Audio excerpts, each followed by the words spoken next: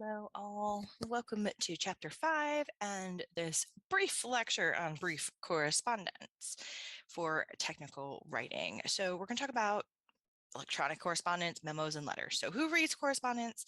We're going to talk about planning, formatting, and then finally composing these types of correspondence. So brief correspondence.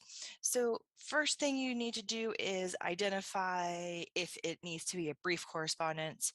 You do need to go through some of the same steps that we do for technical writing, which is analyze the audience for a brief correspondence, pre-write for brief correspondence, prepare for and determine how to format. Is it going to be an email? Is it going to be a memo? Is it going to be a letter? And we're going to learn to understand and use strategies for composing good news, bad news, and persuasive. So introduction to electronic correspondence, memos, and letters. Communication is essential for anything to function. So in order to be able to act, make decisions, especially when we're talking in the business world, instant messaging, text messaging, blogs, email, they are the fastest and most efficient way of written communication. Memos and letters are going to take a little bit more additional time. They are usually more composed. Sometimes they need to be approved. But again, if you need immediate communication, instant messages, text messages, and blogs and emails. Those are the fastest. So why do we use brief correspondence? We are seeking to create a goodwill. We are trying to collaborate in a positive way. And it does demonstrate the principles of our effective communication, whether we believe it or not. So for goodwill, business friendships are going to grow in an atmosphere where you have mutual respect and trust between co-workers. That is why you would want to do these quick communications. Goodwill is the development of a feeling of good intentions created by being honest and polite, treating your reader the way you would like to be treated. Remember, it's getting their input into documents prior to the document being released. They're not blindsided by some of these things. Some principles of effective communication: use concise language, accuracy and completeness. Okay, you want to make sure that you are stating the correct statements and you are being complete with your sentences and your ideas and not giving partial bits and pieces of your research and what you're trying to talk about. They do need to have a professional appearance. They need to adhere to a conventional format with logical organization and standard English use. When we're talking about effective communication and we're talking about instant messages or text messages, we want to stay away from the LOLs, the WTF, the emojis. Okay, that's basically what we're talking about. We want to make sure that you have, though, a suitable tone and humor. So usually brief correspondence has a more conversational, it is a lot more informal than a technical document. You do use pronouns, I's and you's to focus on whose needs you're talking about. And a lot of times you can use humor to create that goodwill, but be very careful when you're doing that. Consider your audience. What is their culture? What is the situation? What is the character of your relationship with the audience? If it is someone you don't know very well, you want to pull back and maybe not make things as specific in the humor department as you would if you actually know that person a little bit better and know that they will not take offense to it. So who reads correspondence? Everybody. Everybody in the workplace is going to read correspondence of some way, shape, or form. Readers of all types of written correspondence expect your correspondence to be brief, target, have a purpose, and follow a standard format. Okay, your reader does not expect you to get a random email with no purpose that is 3 pages long and they're not terribly sure what to do with it. Okay, when you're talking about correspondence in the workplace, it has to be appropriate to the workplace. So it's a lot different than sending, say, a family member or a friend an email or text or an instant message. So talking about instant messages and text messages, your reader may be inside or outside of your organization. Your writer may know a lot, a little, possibly nothing about whoever is receiving that message. This is going to be a lot different than what you're used to in your personal life. Typically, instant messages and text messages are going to people that you know. In the business world, not so much. Your messages are going to be brief and informal, yet clear, and providing information to the reader of what they need or possibly what they need to do. Your messages should not create barriers to future effective communication. You don't want to insult or offend whoever's reading this message. So you do have to be mindful of what that might possibly look like. Now, emails, again, your reader may be inside or outside your organization. And again, the writer may know a lot or nothing about the reader. Readers get a lot of emails. We all get a lot of emails. They expect, again, your messages to be relevant, clear, and brief. A lot of times you want one topic per email, one question per email. Some people think that they're being more effective by adding several questions into an email. And then they get frustrated because they only get one answer back. Well, that's because the reader only read the first question, answered it, and then assumed that the rest of the email had to do with the same topic. So you need to make sure stick to one topic, be brief, don't omit essential information. Again, with emails, you can use things such as bold, color, underline to bring the reader's eye to the specific point that you want them to see. Next, we have blogs. Again, your reader can be anyone. They're not typically directed to a particular reader, but they can be. Blogs are correspondence because they do include a give and take. A writer is going to present information, and then a lot of times a reader can comment on what they've read. So the writer then may answer questions, clarify discussion, or add additional information. So it is seen as a give and take and a back and forth conversation, as opposed to just an article posting online. Now, remember, memos and letters take a little bit more time and effort. Memos are usually printed and used to correspond within an organization. So typically a memo has an internal audience. Your writer must consider the audience. Even though those people might be internal to your organization, they may actually come from different departments, different backgrounds. They may have different agendas, interests, and opinion levels. So you need to make sure that that is taken into account as you write this memo. Now, a letter, on the other hand, the letter is generally written for readers outside of your organization or an external audience. The letter is going to represent the writer's organization in their absence. So a well-written letter makes a good impression and inspires confidence. Letters, again, that second one is key. You are representing your organization in the letter. Even though it's your name on it, the reader of it, because they're external, they're going to think that comes from the organization. So you need to keep that in mind. Your author's purpose. So what do I want the receiver to think? Do I need them to do something? Do I need a decision made? What do I want to accomplish? Is this informational? Do I need a task? What's the main point and context? Does my reader need any background information? That's a big one. A lot of times you may put the question at the top and then for additional information keep reading, so then that way you can distinguish between your readers that have that information and those that do not. Do I need to make the message simpler? What definitions or explanations will the reader need? Do they understand all of the buzzwords that I've put in my document?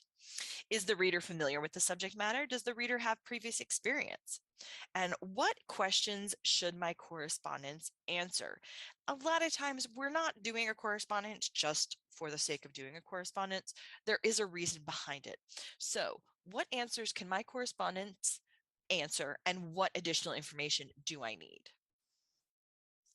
So planning text messages and emails and those quicker forms of brief communication. So remember, we all get a lot. So use those subject lines. They are very, very important. It makes it easy to scan. It makes it easy to find those emails later, and it makes it easier to search. Consider the reader's expectations for formality and length. Clearly explain the context of your message. Do not write text messages or emails when you're angry. Again, I think I said it in the last lecture. Sleep on it. Um, Understand netiquette. So netiquette are the manners of online communication and interaction, what is expected of two people communicating using the internet. So those are things that you really need to keep in mind when looking at those types of brief communications. Now, planning memos. Now, remember, memos need to be brief. We're talking about brief communication. It needs to cover one topic and one topic only, but make sure that you cover that topic fully enough that your reader understands the memo. Include all the specific details your audience may need, such as names, dates, times, locations, things of that nature. It is a little bit better to include more than less, but again, don't include so much that we are turning this now into a multiple page document. Memos typically are at the very most 1 page long. So planning letters, planning to write formally and to inform the reader of all the relevant information, avoid insider language and jargon that an outside audience is not likely to understand. Remember, letters are for external audience. So you don't want to use company slang or company jargon.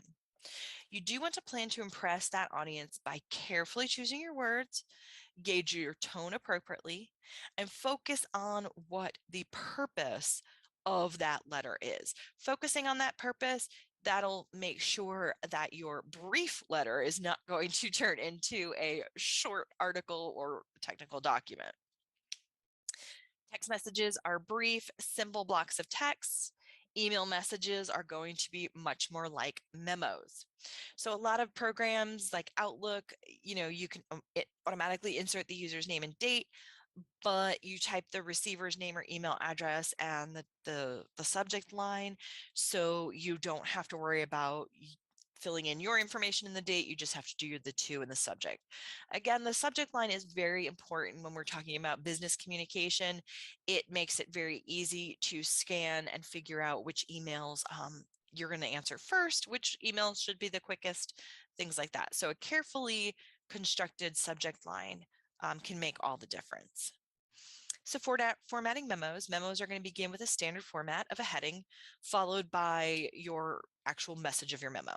So the 4 things that are going to be at the top of the memo is going to be a to, a from, a date, and a subject. Looks very much like what you would get in an email, okay? And the date is the date the memo is sent, not the time and date it was received. But you can see those 4 things are going to be very, very similar to what you see in an email. Now, in a letter, on the other hand, you are going to have a heading, a date line.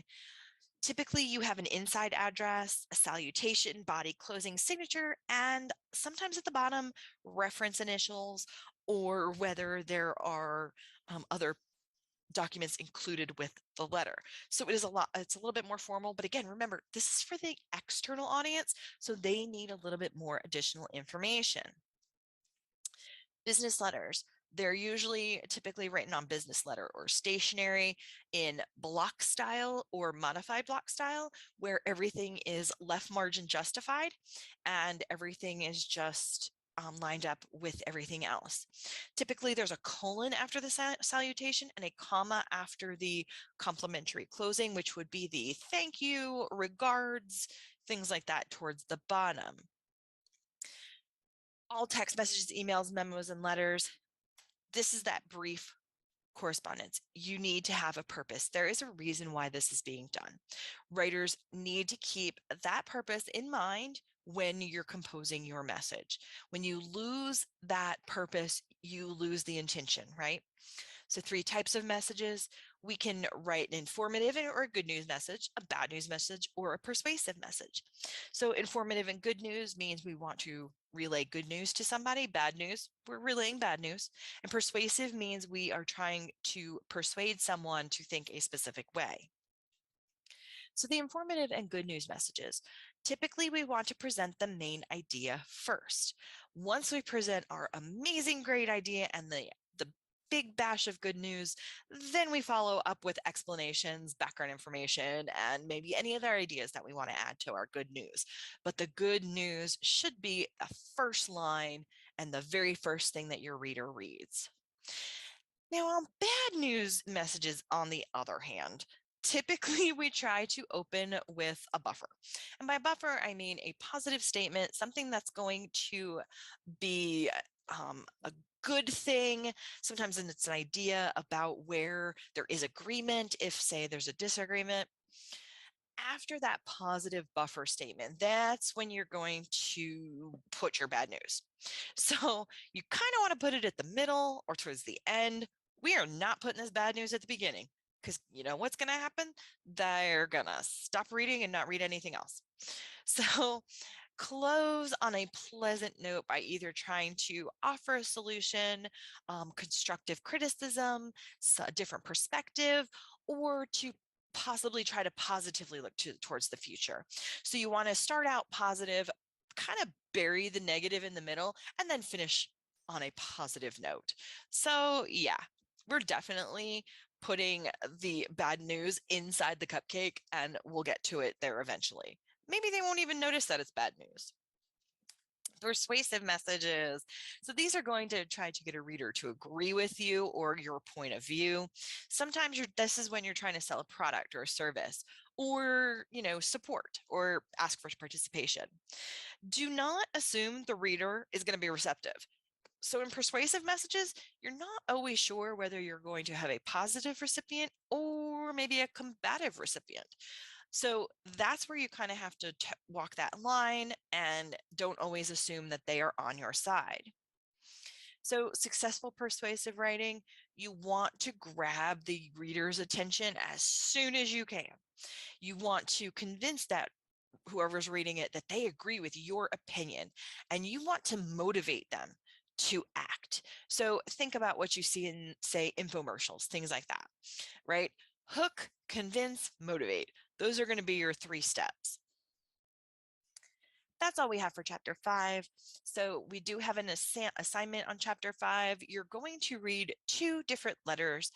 They are in the book, and I believe that there are copies of them in the assignment, linked to the assignment in the e-learning, and you're going to answer these 4 questions. So one is a memo, one is a letter. So the first question has to do with the memo. The second question has to do with the memo, and then the last 2 are the letter. So for the memo, what is the main idea? Is it easy to find? How does the memo aid the organization? And basically, it's those same questions, but when it has to do with the letter. Here, I've got a quick sample just that make sure you have the correct memo and the correct letter. So the memo is from Kendall Developers, LLC in Texas, and this is what the memo is going to look like. And then the second is the letter on page 121, and it is from Landover Community College.